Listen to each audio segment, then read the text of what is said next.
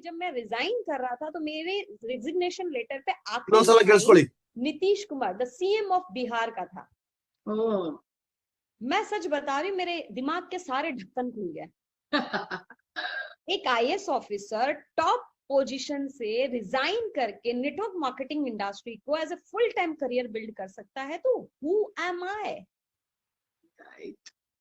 मैंने कुछ नहीं कहा कि मेरे को प्लान दिखा, कुछ नहीं, मैंने कहा पहले साइन लो, मेरा कहाँ पे साइन। अब एक बात कहना चाहूंगा मेरे दोस्त, बहुत मुश्किल से मिलती है ये इंडस्ट्री, बहुत किस्मत वालों को मिलती है इंडस्ट्री। हम कोई बीटेक एमटेक आईपीएस आईएएस नहीं है मेरे भाई, हम मिडिल क्लास लोग हैं, लोअर मिडिल क्लास लोग हैं, गरीबों के बच्चे हमने सबर साइकिल पे जिया है, हमने नॉर्मल स्कूल में पढ़ाई की, हमने नॉर्मल जिंदगी जी है। अगर हमें ये धंधा मिल गया तो पीछे मत हटना, डटे रहना मैदान। हेलो फ्रेंड्स, थिंक IQ पर आप सभी का स्वागत है। आज हम बात करने जा ಮೊದಲನೇ ವಿಡಿಯೋ ಅದರದ ಸಾರಾಂಶನ ಹೇಳ್ಬಿಡ್ತೀನಿ. Okay, so very important. ಅಲ್ಲಿ ಮೇಡಮ್ ಹೇಳ್ತಾರೆ, ಒಬ್ರು ಇಂಟರ್ವ್ಯೂ ಮಾಡ್ತಾ ಇದ್ದಾರೆ, ಅವ್ರು ಹೇಳ್ತಾರೆ ಇವರು junior IAS officer IAS post ನ ರಿಸೈನ್ ಮಾಡಿದ್ದಾರೆ. ಇವ್ರಿಗೆ ಕೇಳ್ತಾ ಇದ್ದಾರೆ, ನೀವೇನಕ್ಕೆ IAS ಪೋಸ್ಟ್ ನ ರಿಸೈನ್ ಮಾಡಿದ್ರಿ ಅಂತ ಹೇಳಿ. ಅವ್ರು ಹೇಳ್ತಾರೆ, ನನ್ನ ಬಾಸು ಸೀನಿಯರ್ IAS ಆಫೀಸರು, ಅವರು ಜಾಬ್ ನ ರಿಸೈನ್ ಮಾಡಿದ್ರು ನೆಟ್ವರ್ಕ್ ಮಾರ್ಕೆಟಿಂಗ್ ನ ಫುಲ್ ಟೈಮ್ ಮಾಡ್ಲಿಕ್ಕೆ, ನಾನು ರಿಸೈನ್ ಮಾಡಿದೆ. ಓಕೆ, ಇವರು ರಿಸೈನ್ ಮಾಡಿದಾಗ ಬಿಹಾರ್ನ ಚೀಫ್ ಮಿನಿಸ್ಟರ್ ಸಿಗ್ನೇಚರ್ ಬೇಕಾಗಿತ್ತಂತೆ ರಿಲೀವ್ ಆಗ್ಲಿಕ್ಕೆ, ಯಾಕೆಂದ್ರೆ ಸಣ್ಣ ಪುಟ್ಟ ಪೋಸ್ಟ್ ಅಲ್ಲ ಅದು. ಓಕೆ, ಸೊ ಆ ಒಂದು ದೊಡ್ಡ ಪೋಸ್ಟ್ ನ IAS ಪೋಸ್ಟ್ ನ ರಿಲೀವ್ ಮಾಡ್ಲಿಕ್ಕೆ, ಹೊರಗಡೆ ರಿಸೈನ್ ಮಾಡಿ ಹೊರಗಡೆ ಹೋಗ್ಲಿಕ್ಕೆ ಚೀಫ್ ಮಿನಿಸ್ಟರ್ ಸಿಗ್ನೇಚರ್ ಬೇಕಾಗಿತ್ತು ಅಂತ ಹೇಳಿ ಅವ್ರು ಹೇಳ್ತಾರೆ. ನನ್ನ boss senior IAS officer network marketing full time ಮಾಡ್ಲಿಕ್ಕೆ ಈ ಒಂದು IAS ಪೋಸ್ಟ್ ನ ರಿಸೈನ್ ಮಾಡಿದ್ದಾರೆ ಅಂದ್ರೆ ಇದು ಸಣ್ಣ ಪುಟ್ಟ ಬಿಸ್ನೆಸ್ ಅಲ್ಲ ಇದು. ನಾನೇನ್ ನಾನು ಜೂನಿಯರ್ IAS ಆಫೀಸರ್ ಅಂತ ಹೇಳ್ಕಂತ ಇದಾರೆ. ಅವ್ರು ಹೇಳ್ತಾರೆ, ಯಾವಾಗ IAS ಆಫೀಸರ್ ರಿಸೈನ್ ಮಾಡಿದಾರೆ ಅಂತ ಗೊತ್ತಾಯ್ತು, ಇಮಿಡಿಯೇಟ್ಲಿ ನಾನು ಫುಲ್ ಟೈಮ್ ಬಂದೆ.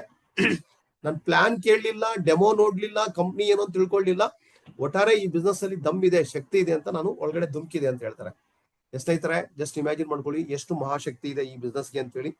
ಓಕೆ, ಅದೇ ತರನೇ ಇನ್ನೊಂದಿಷ್ಟು ನಾನು ತೋರಿಸ್ತೀನಿ.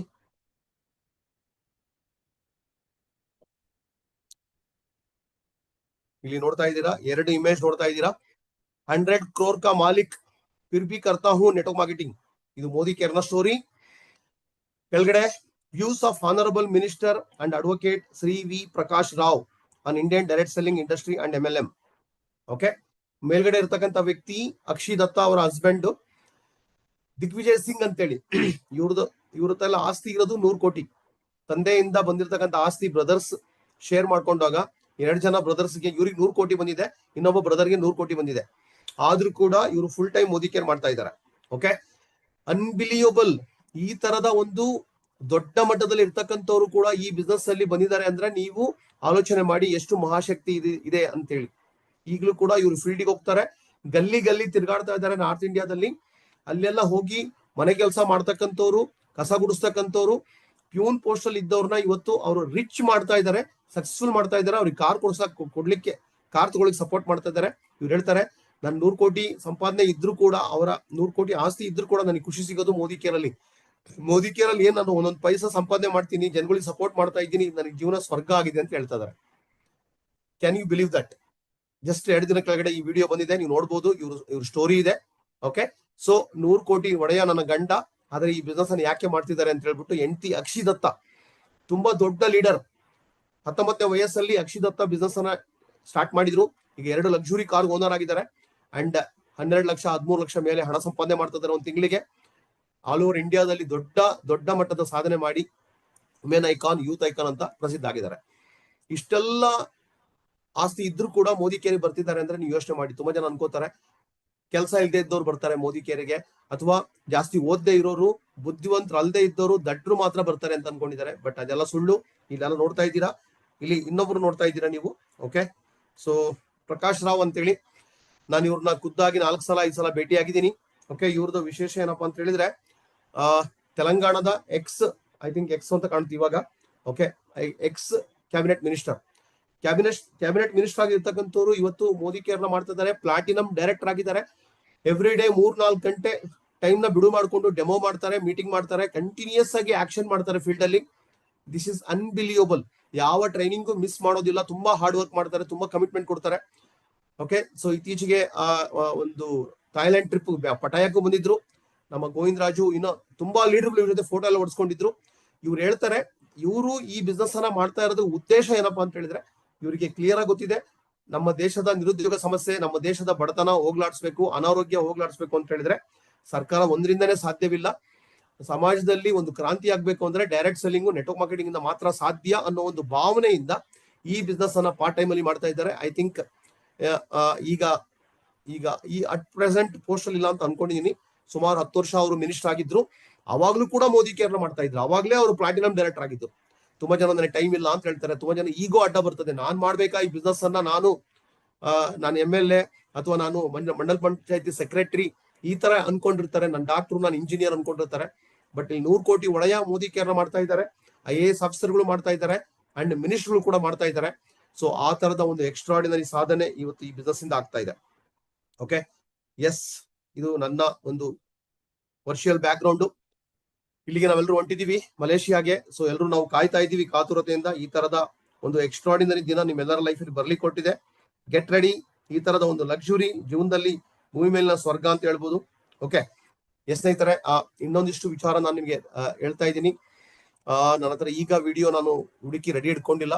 ಅದೇನು ಅಂತ ಹೇಳಿದ್ರೆ, all over world movie industry, PAN India, all over the world ಅಲ್ಲಿ ಪ್ರಖ್ಯಾತ ಆಗಿರ್ತಕ್ಕಂಥ ನಮ್ಮ ರಿಷಬ್ ಶೆಟ್ಟಿ ಮೋದಿ ಕೇರ್ ನ ಅಭಿಮಾನಿ.